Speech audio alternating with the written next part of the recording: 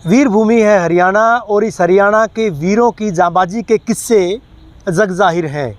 एक शख्सियत मेरे साथ है, उस शख्सियत का जब अगर मैं तारुफ़ करवाऊंगा तो आप सभी पूरी कहानी को ज़रूर जानेंगे, ज़रूर सुनना चाहेंगे। अशोक कारगिल के नाम से ये शख्स विख्यात है पूरे देश में। 26 जुलाई को जब कारगिल वॉर का अवसान हुआ था, जब कारगिल वॉर ख़त्म हुआ था और देश की सरहद पर जब तिरंगा फहराया गया था, उस तिरंगे को फहराने वाला कोई और नहीं था बल्कि अशोक था। लगातार कई घंटे तक ज़ख्मी हालत में सीने पर गोलियां खाए हुए बम का शिकार होने के बावजूद इस शख्स ने न केवल दुश्मनों के छक्के छुड़ाए बल्कि भारत माँ की सीमाओं की रक्षा भी की थी। अशोक जी हमारे साथ हैं। अशोक जी, सबसे पहले सलाम, सबसे पहले सैल्यूट आपको। नमस्कार आपको भी। और मैं माँ भारती के सभी उन वीर जाबाजों को, क्योंकि इन्हीं दिनों में कारगिल युद्ध चल रहा था, उन माँ भारती के सपूतों को सबसे पहले नमन करता हूँ, वंदन करता हूँ, प्रणाम करता हूँ। वो कहानी ज़रूर सुनाइएगा, जो कहानी जो है तमाम लोग जानना चाहते हैं। उस युद्ध की कहानी, शुरुआत कहाँ से हुई थी, कब आपने जो है सेना में जो है भर्ती हुए थे आप, किस तरह से जज्बा पैदा हुआ था, किसने आपको बताया था कि सेना में जाना है और कोई काम और कोई रोज़गार भी अपना सकते थे? अशोक जी, आप देखिए, आप ताल्लुकात रखते हैं, देखिए रवि जी, मेरा गांव तिगड़ाना है, सैनिकों का गांव है। हर घर से एक फौजी है और सिपाही से लेके लेफ्टिनेंट जनरल तक है। मेरे पिताजी 4 भाई थे, 3 सेना में थे और मेरे पिताजी ने भी 71 की वार लड़ी थी और वो 71 में डिसेबल्ड होकर आए थे और 89 में मैं छोटा था जब उनका स्वर्गवास हो गया था। तो ये प्रेरणा मुझे बचपन से ही थी, मेरे गांव से मिली थी, मेरे परिवार से मिली थी। और मैट्रिक पास करने के बाद मैं 18.5 साल की उम्र में 1993 में पहली भर्ती में मैंने सेना ज्वाइन कर ली थी। और मेरी इच्छा थी, मैं जैसे जो किस्से कहानियाँ अपने गांव में अपने परिवार में सुनता था कि दुश्मन से मुकाबला करूं। मेरी पहली पोस्टिंग पुंछ में हुई थी, तो वहाँ भी दुश्मन से आमना सामना हुआ था। उसके बाद में मेरी बटालियन की पोस्टिंग 16 ग्रेनेडियर की 98 में द्रास में हो गई। और जो द्रास के अंदर जो सबसे पहले शहादत दी थी वो भी 16 ग्रेनेडियर के मेरे ही साथी थे। 8 मई को 4 साथी शहीद हुए थे। और उसके बाद में सौरव कालिया की पार्टी को कैप्चर किया था और यहाँ से कारगिल लड़ाई युद्ध घोषित हो चुका था। और ये जो कारगिल लड़ाई है मैंने शुरू से लेके आखिर तक लड़ी थी। और 21 जून को मेरा एक साथी जो कि नागौर का रहने वाला था, साथ खाता पीता था, बड़ा बहादुरी से लड़ा और उसने लड़ते हुए शहादत दे दी। मेरे को सूचना मिली, मैं उसकी बॉडी लेकर आया तो बड़ा गुस्सा था, आक्रोश था, ऐसे ही। और मैं एक बात बताना चाहता हूँ, जो मेरा साथी था वो जैसे हम आपस में बात शेयर करते थे तो अपनी भाभी को लाने जाता था तो उसकी बहन को पसंद करने लगा। घर वालों को पता नहीं होता। जैसे उसकी शहादत की खबर घर जाती है तो वो लड़की पत्र लिखती है, बोलती है कि मैं दिल से इसको पति मान चुकी थी और वो भी प्राण त्याग देती है। ऐसे ही मेरा एक साथी था मद माधवी गाँव का हल्के का संजय सिंह। 24 जून को मेरे को खबर मिली आज संजय सिंह बुरी तरह से जख्मी हो गया है। तो मैं जैसे लेने के लिए दौड़ा, उसके शरीर से खून के फुहारे चल रहे थे, बुरी तरह इंजर्ड था। मैंने कहा संजय तेरे को कुछ नहीं होगा। बोला यार झूठी तसल्ली मत दे, मैं बोला तुम ये लड़ाई जीतना और दुश्मन को मार के भगाना। और उसने देखते ही देखते मेरे सामने दम तोड़ दिया और मेरे पूरे कपड़े ब्लड में भर गए। तो मैंने वो कपड़े चेंज नहीं किए। तो उसके बाद में ये लड़ाई मेरे लिए एक किस्म से प्रतिशोध बन चुकी थी और मैं दुश्मन से टकराने के अवसर ढूंढता था। और ये जो मौका था मेरे को 24 जुलाई को जो अंतिम और निर्णायक युद्ध था, उसमें मेरा नाम चयन कर लिया। हमारे को बताया गया, हम सूबेदार ईश्वर साहब की पार्टी में पोजीशन लिए हुए थे, बताया गया कि यहाँ से 2 जवान अंतिम हमले के लिए जाएंगे। तो सभी के सभी वॉलंटियर हुए। मेरा और शिवदान का नाम फाइनल किया गया। हमारे को एक जगह इकट्ठा किया गया, गोला बारूद अमनेशन दिया गया और हमारे को टारगेट दिया गया कि ये चोटी है, इसको फतेह करना है। जैसे ही जाके हमने 24 जुलाई की शाम को मैं गाइड था, जैसे ही जाकर हमने दुश्मन पर धावा बोला तो दुश्मन से वहाँ से भाग खड़ा हुआ। हमारे को बधाइयाँ मिलने लगी, हमारी कोई कैजुअल्टी नहीं हुई और हम निश्चिंत हो गए, बड़ी मुबारकबाद मिल रही थी। लेकिन जैसे ही 25 जुलाई की सुबह हुई हम हैरान थे हमने देखा कि हम 3 तरफ से पाकिस्तान से घिर चुके थे। उनके 250-300 कमांडो हमारे 3 तरफ पहाड़ियों पर पोजीशन लिए बैठे हुए थे। सामने बेस कैंप था, वहाँ हवाई जहाज से उनके 250 कमांडो स्लेदरिंग कर गए, ड्रॉप कर गए। और जिस रास्ते से हम चढ़े थे वो रास्ता पाकिस्तान ने आरटी मोटर बड़े बड़े बम्बारमेंट डाल के ब्लॉक कर दिया। यानी हम 30 आदमी थे और चारों तरफ से घिर चुके थे, पीछे से कोई मदद नहीं आनी थी। और 25 जुलाई को शाम को दुश्मन ने हमारे ऊपर धावा शुरू कर दिया और उनके 250 कमांडो हमारी तरफ धीरे धीरे आगे बढ़ रहे थे। जैसे ही हमारे फायरिंग रेंज में आए हमने उन पे धुआंधार फायरिंग कर दी, उनका काफ़ी नुकसान कर दिया। उसके बाद में उन्होंने अपनी जो रणनीति बदली, 2-2 की टुकड़ी बना कर आगे बढ़ने लगे। हमारे रेंज में आते गए, हम उनको ठोकते रहे, लेकिन वो ज़्यादा थे। 250 हमारे सामने एडवांस कर रहे थे, 250 साइडों से फायरिंग कर रहे थे। तो उसके बाद में एक के बाद मेरे भी साथी 5 साथी शहीद हो चुके थे। हमारा जो लेफ्टिनेंट उदय बराकर साहब था वो जख्मी हो गया, जो हमारा ऑपरेटर था वो शहीद हो गया गणपत सिंह। और धीरे धीरे हमारी गोलियां ख़त्म होती जा रही थी। तो जो कुछ साथी जख्मी हो गए थे वो थोड़ा पीछे पोजीशन ले चुके थे। अभी उस टॉप पर हम 4 साथी बचे हुए थे। सबसे पहले मैं, जैसे हमारे सूबेदार दुर्गा साहब थे, उनके पास में उनके साथ में लेट के फायरिंग कर रहा था। दुर्गा साहब को 3-4 गोलियां लगी। जैसे ही मैं फर्स्ट एड के लिए उनके पास गया उन्होंने मना कर दिया, लाशोक मेरी चिंता मत करो और दुश्मन को रोको, 1 गोली और 1 दुश्मन का टारगेट रखो। फिर मैं थोड़ा आगे गया, वहाँ ब्रह्म प्रकाश सर थे, MMG होती मीडियम मशीन गन, काफ़ी भयंकर फायरिंग करती है। उनके हाथ में 3 गोली लगी हुई थी, वो उस गन को हटा रहे थे। मैंने बोला सर क्या कर रहे हो? नोला शो की दुश्मन के निशाने पे आ गई। तो मैंने उस जैसे ही गन से फायर किया तो दुश्मन का एक ब्रुस्ट आया, उस गन पर लगा, 2-3 गोलियां मेरे पेट में लगी और गन का डायरेक्शन भी चेंज हो गया। और उसके बाद मैंने वो पोजीशन छोड़ दिया और मैं थोड़ा आगे बढ़ा जहाँ से दुश्मन ज़्यादा चढ़ रहा था। वहाँ मेरे 3 साथी विजेंदर, ईश्वर, नसीब दुश्मन पर फायरिंग कर रहे थे। वहाँ से दुश्मन ज़्यादा चढ़ रहा था, मैं उनके साथ शामिल हो गया। गोलियाँ और गालियाँ दोनों बुरी तरह से चल रही थी। थोड़ी देर के बाद में एक गोली हेलमेट को चीरती हुई कनपट्टी भी विजेंदर को लगी, एक ईश्वर को लगी। मैं सीनियर था, मैंने देख लिया अब इनको नीचे भेजना पड़ेगा। कोई हम 4 ही साथी बचे थे। मैं जैसे उनको भेजने लगा, बार बार हमारी बातचीत हो रही थी, तुम नीचे जाओ, रीएनफोर्समेंट आएगी, वो मना करते रहे। इसी दौरान एक गोली मेरे को यहाँ लगी कनपट्टी को चीरती हुई। कुछ देर बाद में एक बार तो मेरे को ये लगा, ऐसे मैंने हाथ लगा, बल्डिका भर गया, मैं शायद पार होगी। फिर इधर देखा तो मैं नहीं ठीक हूँ। फिर गन उठाई, फिर जोश से फायर करने लगा। थोड़ी देर बाद में एक दुश्मन का बम आया, मेरे नज़दीक गिरा और गिरते मेरी पूरी जो लेफ्ट थाई थी इसका मांस दूर जा उड़ा, हड्डी टूट के बाहर आ गई। फिर वो जो लड़की वहीं थी उन्होंने मेरे को पट्टी वगैरह बांधी। फिर मैंने ग्रेनेड निकाल ली, उनको डराया और उनको बोला या तो तुम नीचे जाओ मदद लाओ, नहीं मैं इनको छोड़ दूंगा। तो उन्होंने मेरी बात मानी। तो उनकी आंखों में आंसू थे। उस समय मैंने उनको इतना ही कहा था, मेरी माँ को कह देना तेरा बेटा बहादुर की मौत मरा है। और वो चले गए। रात हो गई, मैं दुश्मन पर रुक रुक के फायरिंग कर रहा था। मैंने देखा 12 बजे के करीब मेरी गोलियां ख़त्म होती जा रही है। तो मुझे ध्यान आया अगर दुश्मन कैद करेगा इससे अच्छा मैं अपने आप को गोली मार लूँ, मैं ऐसा सोच ही रहा था। पत्थर गिरने लगे, मेरा ध्यान भटक गया। कुछ देर के बाद में वैसी ही परिस्थिति, वैसे ही विचार आए, मैं गोली मारने वाला था तो मेरे चारों तरफ मेरे साथियों के जो पार्थिव शरीर पड़े हुए थे, उसमें एक हिमाचल का लड़का था सुरजीत, उसकी आंखों में बारूद लगा हुआ था। उसको हौसला आ गया, वो पाकिस्तान को गालियाँ देने लगा। मेरा भी हौसला बढ़ गया। उसके पास गन नहीं थी, वो गालियाँ देता रहा, मैं फायरिंग करता रहा, हम दुश्मन को भ्रमित करते रहे। रात को 2-2:30 बजे के करीब सूबेदार रघुवीर साहब और हवलदार सीता की 10-15 की टुकड़ी आई, हौसला बढ़ा। उनकी भी ज़बरदस्त मुठभेड़ हुई। सूबेदार रघुवीर साहब भी बुरी तरह जख्मी हो गया, कई जवान हो गए, वो भी पीछे पोजीशन ले गए। अब मैंने सोच लिया था अशोक जो भी करना अपने दम पे करना है। तो धीरे धीरे करके मैंने वो सारी गोलियां दुश्मन में फायरिंग कर दी।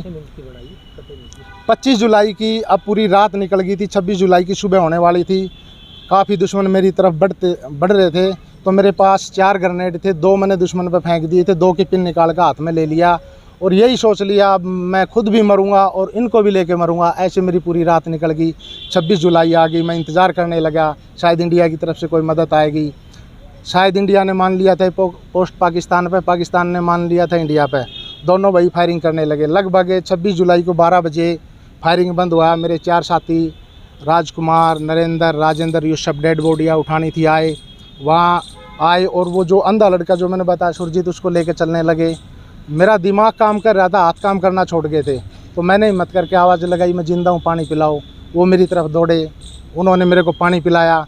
पानी पिलाने के बाद में जो मेरे हाथ में हथगोले थे वो हमने पाकिस्तान की तरफ फेंक दिए। जैसे ही धमाका होया, पाकिस्तान ने फायरिंग शुरू कर दिया। वो मेरे और सुरजीत को लेके कुछ दूरी पे चले थे। पाकिस्तान का एक बम सुरजीत के सिर पे आके गिरा और उसके सिर के टुकड़े हो गए, मेरे साइड में गिर गया।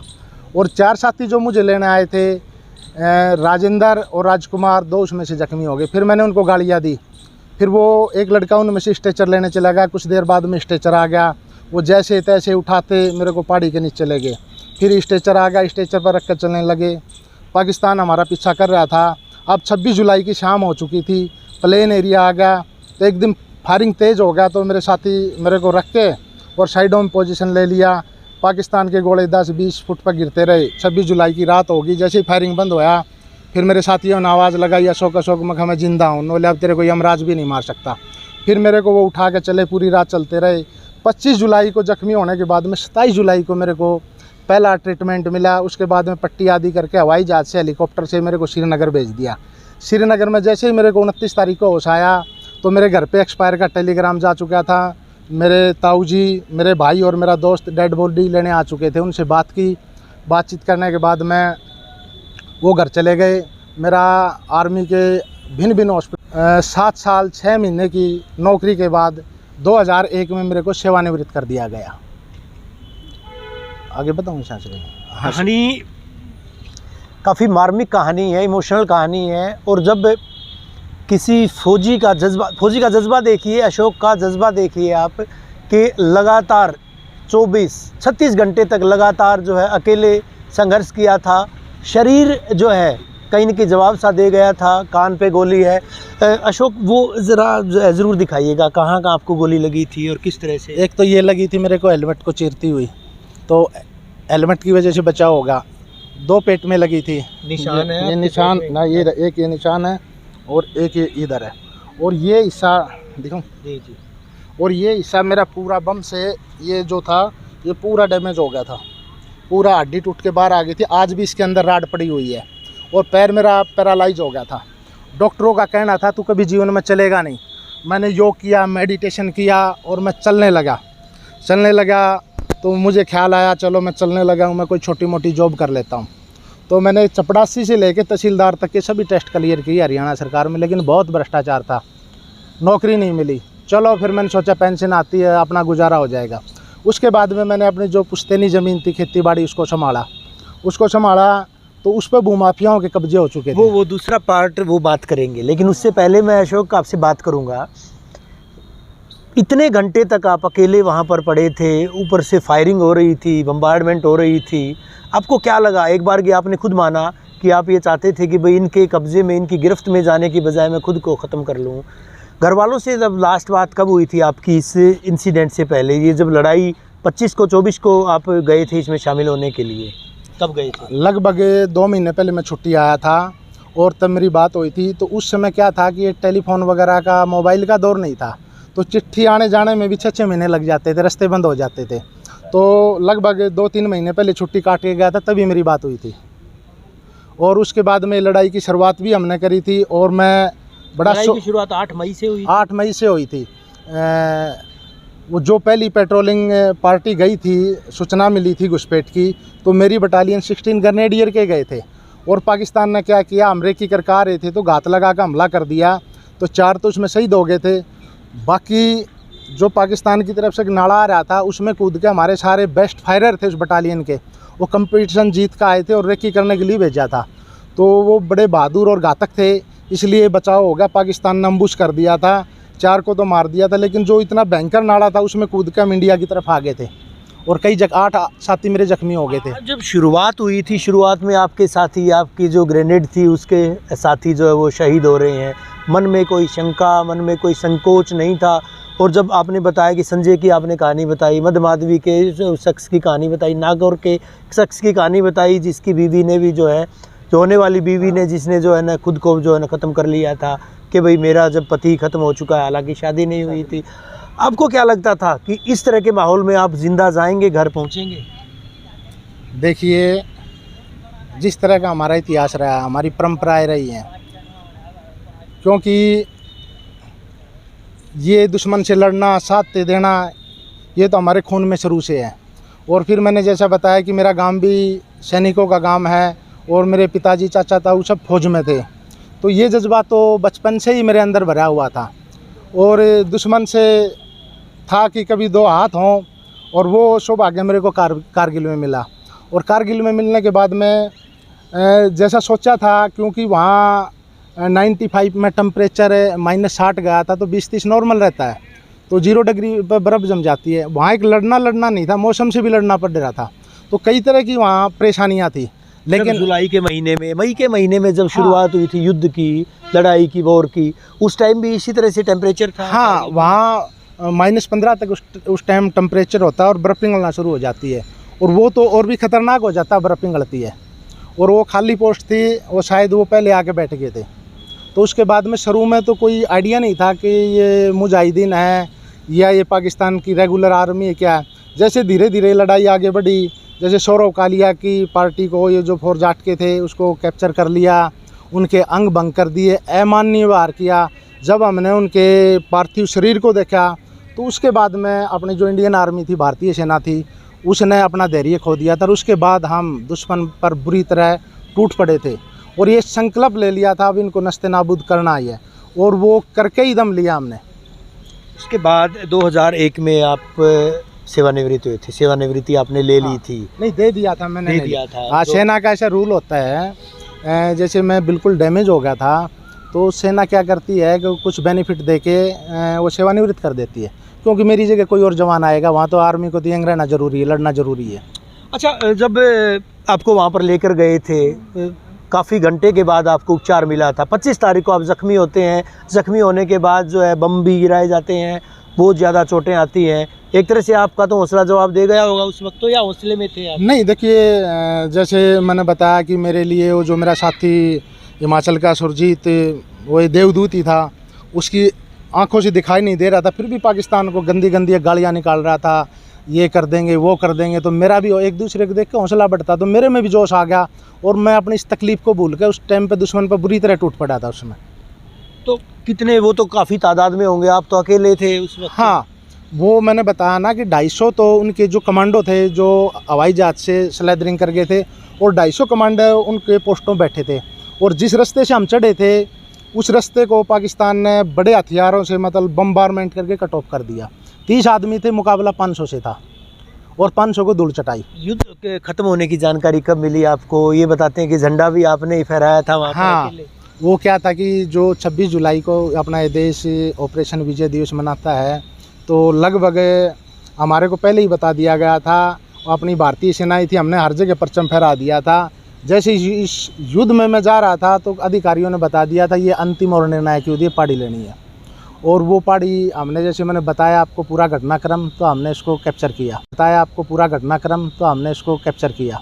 और आज माँ भारती का उस पर कब्जा, हमारा झंडा है। पहला झंडा कब फहराया गया था वहाँ आपके द्वारा?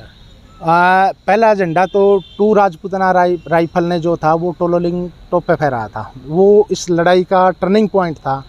उससे पहले समझ में नहीं आ रहा था कि ये मुजाहिदीन है या इनके पाकिस्तान के सैनिक हैं। तो उसके बाद में जैसे जैसे मैंने बताया, सौरव कालिया के साथ अमानवीय व्यवहार किया था, उनकी डेड बॉडियों को देखा, तो उसके बाद में इंडियन आर्मी अपना धैर्य, संयम खो चुकी थी और बुरी तरह दुश्मन पर टूट पड़ी थी। फौज से जब आपका इलाज चला, इलाज कितने दिन चला था आपका? मेरा इलाज लगभग आप देख लो 99 में लगी थी, और 2001 में मेरे को हॉस्पिटल से सेवानिवृत्त कर दिया गया था। 2 साल तक इलाज? हाँ, 2 साल तक इलाज चला। और उस टाइम पहले मैं व्हील चेयर पर चलता था, फिर वो क्रैचेज के सारे चलने लगा।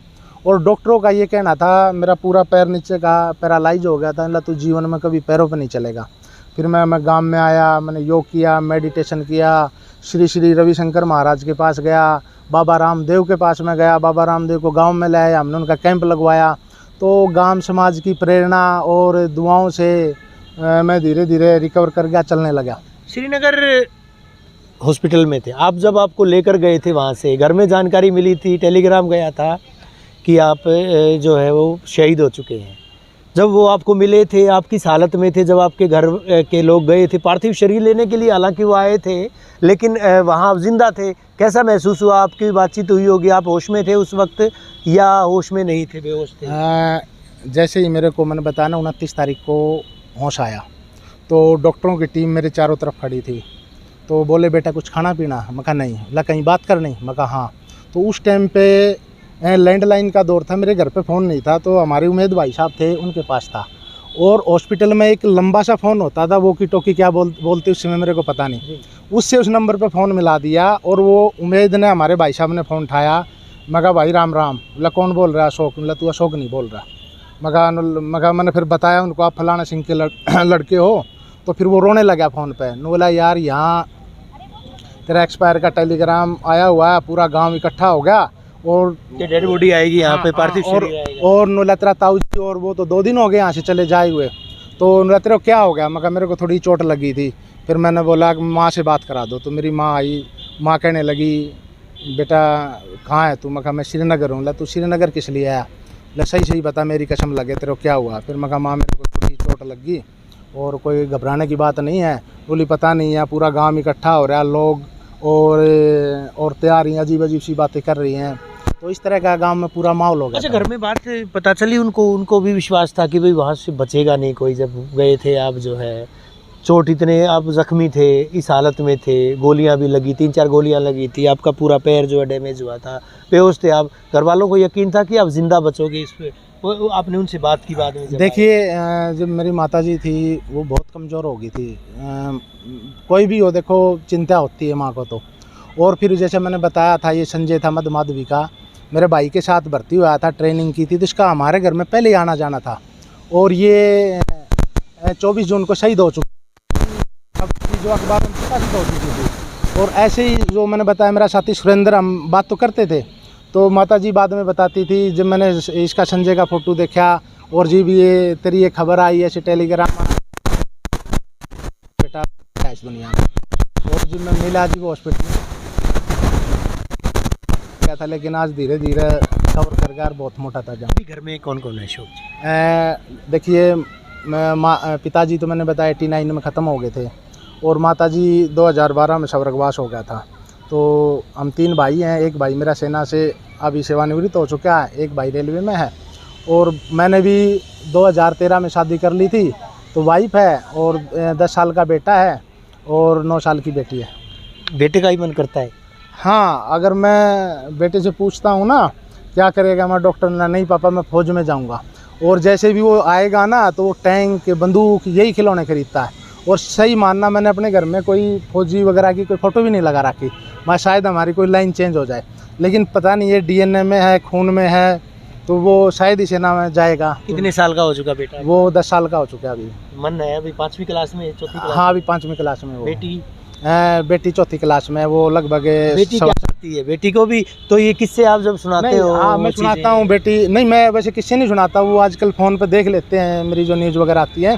तो बेटी बोलती है मैं पुलिस में जाऊंगी, मैं BSF में जाऊंगी, मैं पायलट बनूंगी, तो वो भी डिफेंस का ही जिक्र करती है। जिस देश की, जिस मुल्क की हिफाजत के लिए, सीमाओं की हिफाजत के लिए आपने इतना कुछ किया है, आपको लगता है कि देश ने वो सम्मान आपको दिया, वो सम्मान मिला आपको माँ भारती?